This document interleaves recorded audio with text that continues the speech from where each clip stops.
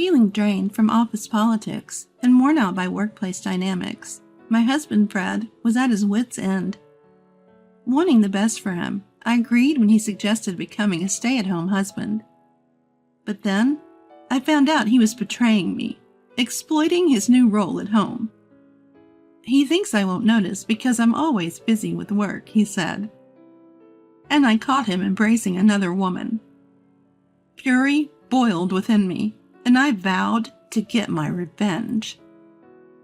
I'm Martha, a 28-year-old office worker. Fred and I have been married for 3 years, and I'm the primary breadwinner for our household.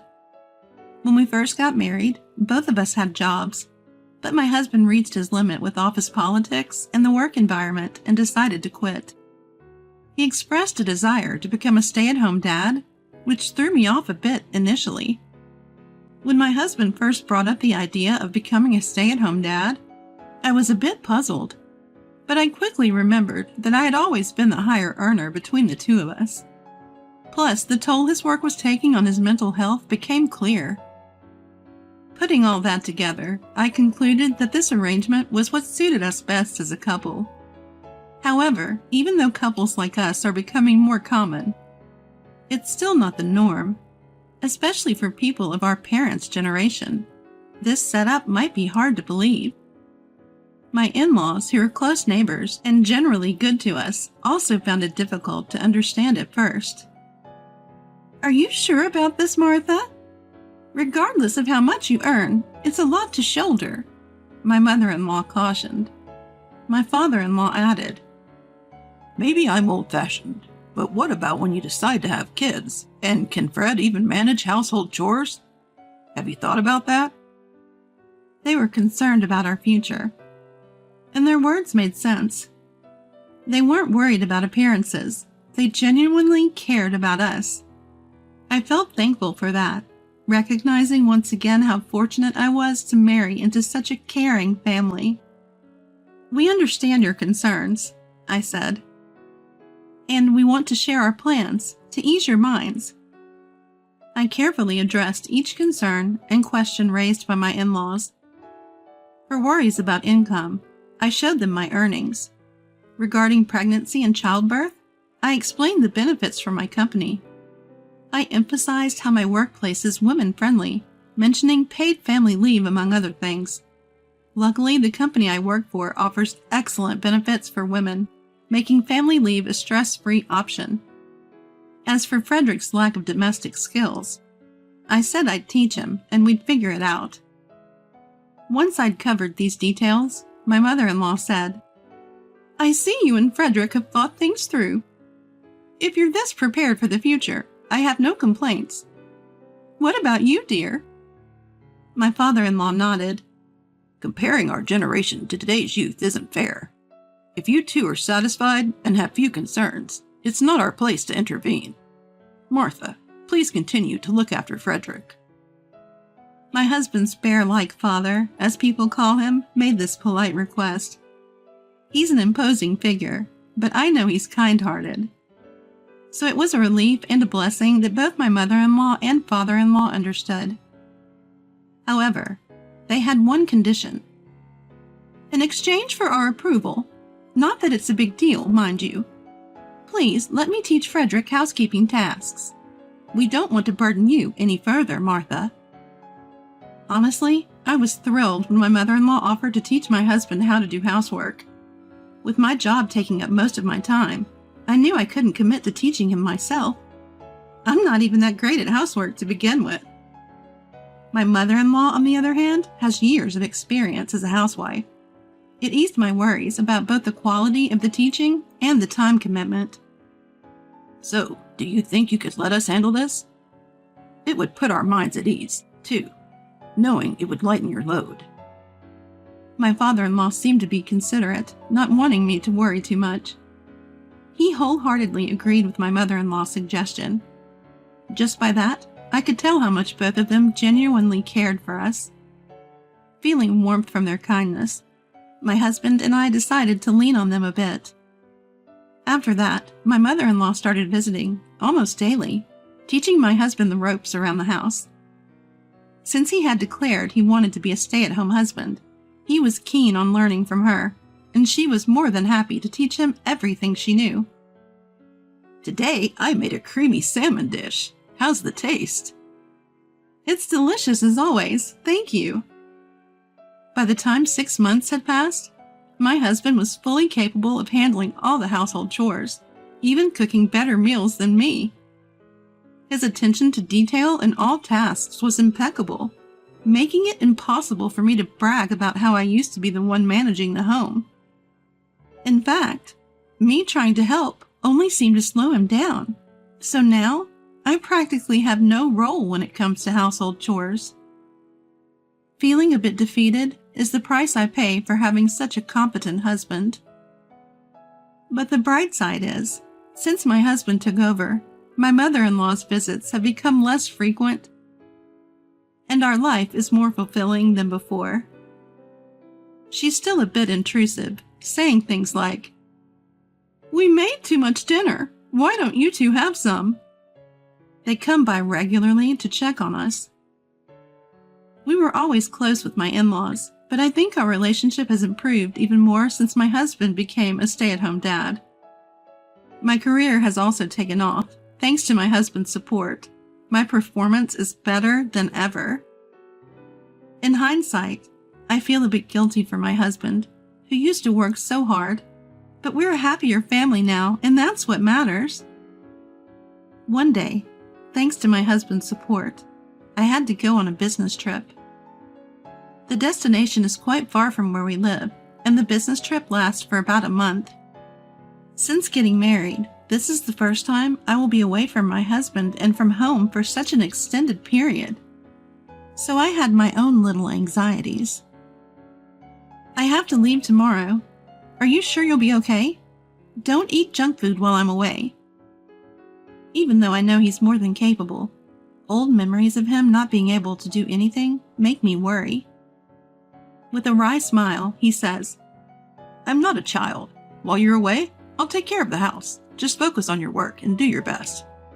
Hearing this, I felt even more reliant on him.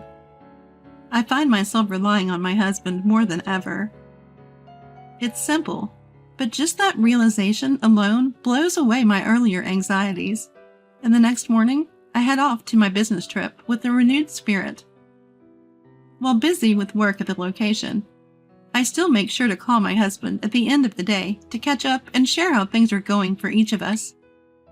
Today, this happened. Yesterday, I met that person.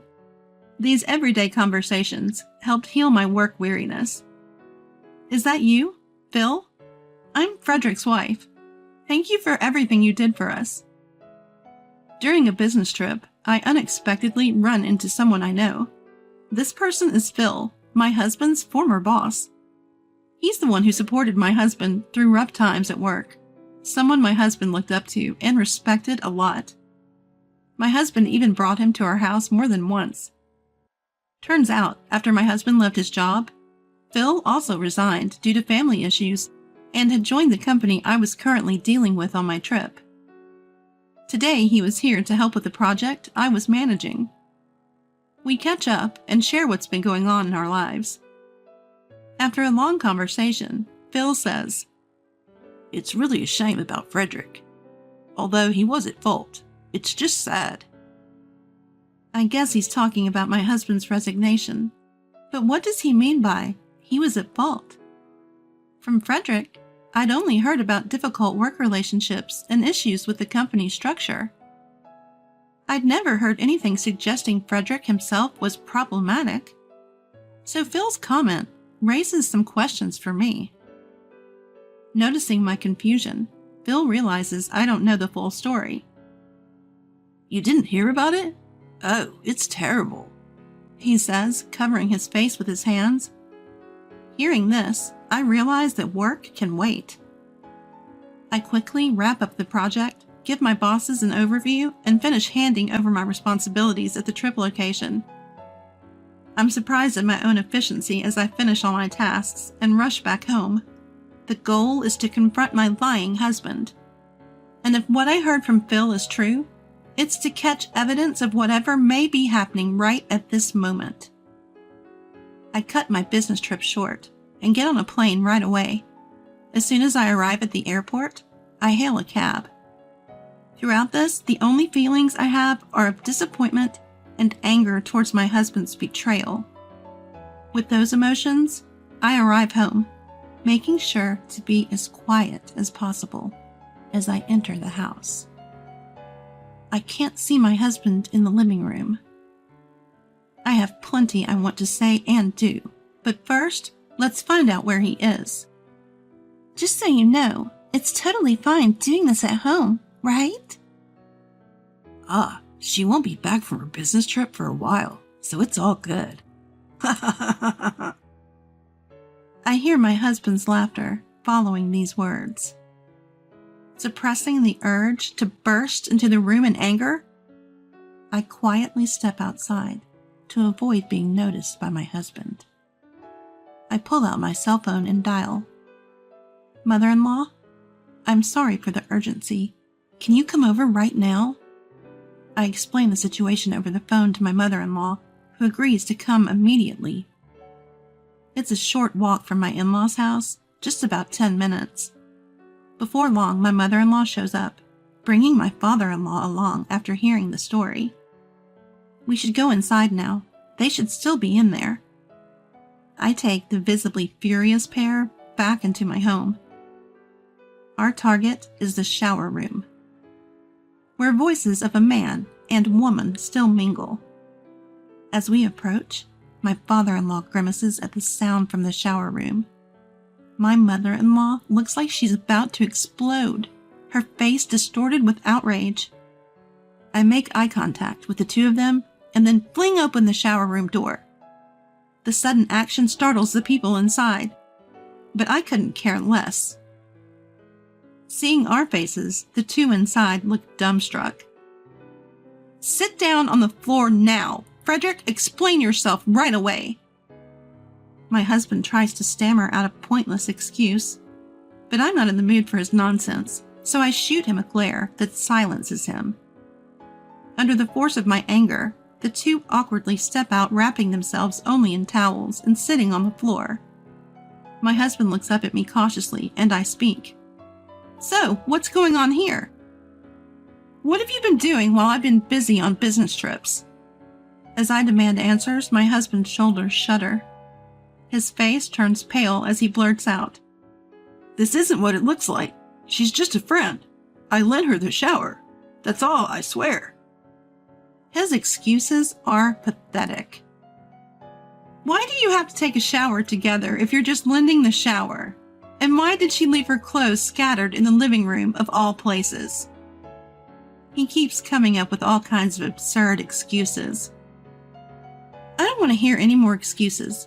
I heard everything from Phil. You know, you left your last job because your affair got exposed, didn't you? I cut off my husband's ridiculous excuses and confront him with the real reason he left his job. What Phil had told me was so shocking, it was more than enough to push my anger over the edge. Choosing to become a stay-at-home husband after retirement was just to secure time for an affair with this woman. When I think about it, it makes me feel pathetic. Of course, people will distance themselves from you. You hit on your subordinate while you have a wife. Did you think you could get away with it if you kept it a secret from me?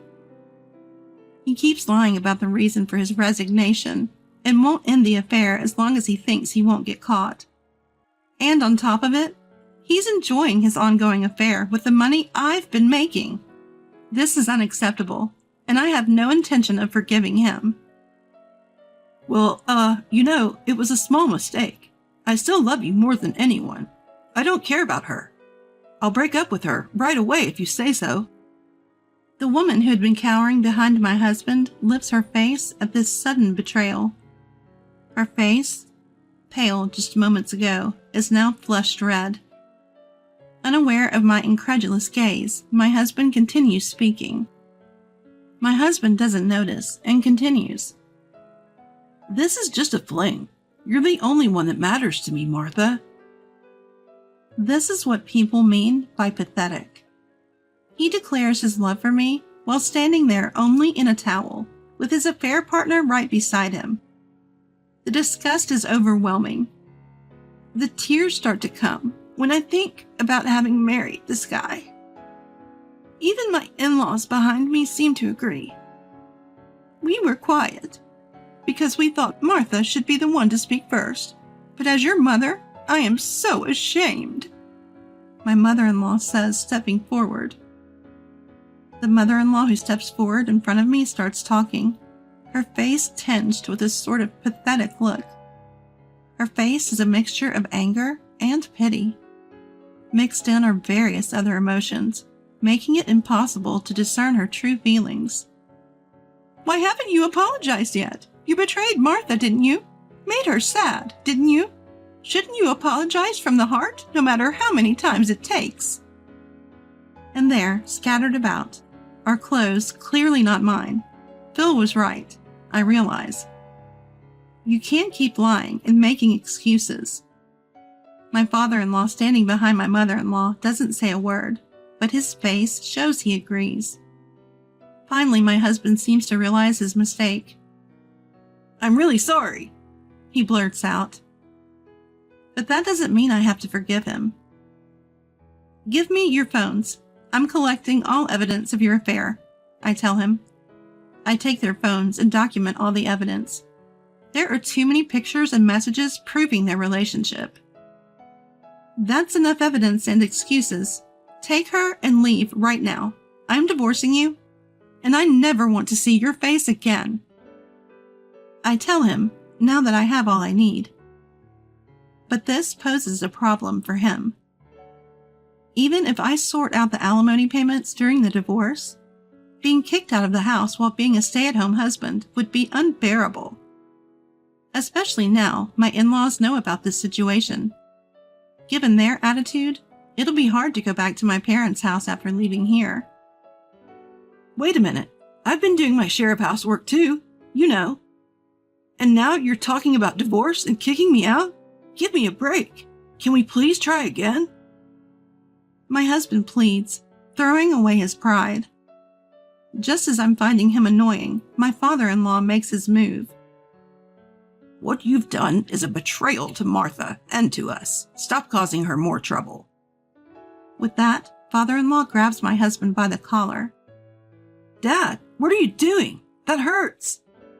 My husband, whom I've described as bear-like, is shrieking as he's held by father-in-law's large frame. Father-in-law keeps a tight grip on his son, grabbing his discarded clothes from the ground as well. He then drags him to the front door and unceremoniously tosses him outside. This is the last straw. Never show your face in front of Martha or us again. Next time won't be so easy for you. A declaration that signifies he's disowned by the family. My husband slumps in defeat at the front doorstep. Then my father-in-law quickly tells the mistress to get dressed, and she's thrown out as well. Wait, seriously, please forgive me, Dad, Mom, Martha.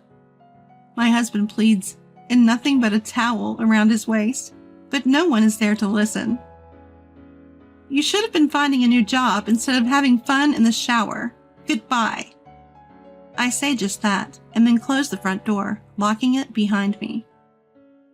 I put all my emotions into turning that key, hoping I'll never have to see my husband's face again. Despite all this, my husband kept saying, I don't want a divorce. But my furious in-laws made him sign the divorce papers, and we are now officially separated. He abandoned his mistress during the shower incident, so they broke up too. Of course, I claimed alimony during the divorce trial. Though we did have to divide our assets, the amount I received as a settlement in the divorce court was fairly substantial, considering the length of his affair and the emotional toll it took on me. As a result, my husband had to pay out of the assets we divided, leading him to a pretty tough financial situation. It goes without saying that his parents severed all ties with him. Now he's jobless, familyless, and broke. Pushed out into the world all alone. As for Catherine, rumors of her affair have spread, causing her to lose her standing at work. My husband is now juggling multiple part-time jobs just to scrape by. As for me, the experience has been liberating in many ways and allowed me to focus more on my career. As a result, I've achieved significant milestones and moved up the corporate ladder at an unusually fast pace for my age. I still have a lot to learn, but I'm living fulfilling days. Although I've lost any formal relationship with my in-laws due to the divorce, we still keep in touch. We may have lost the legal bonds of family, but the emotional connection remains. To me, they're like a second set of parents, and I plan to cherish this relationship as I move forward in life.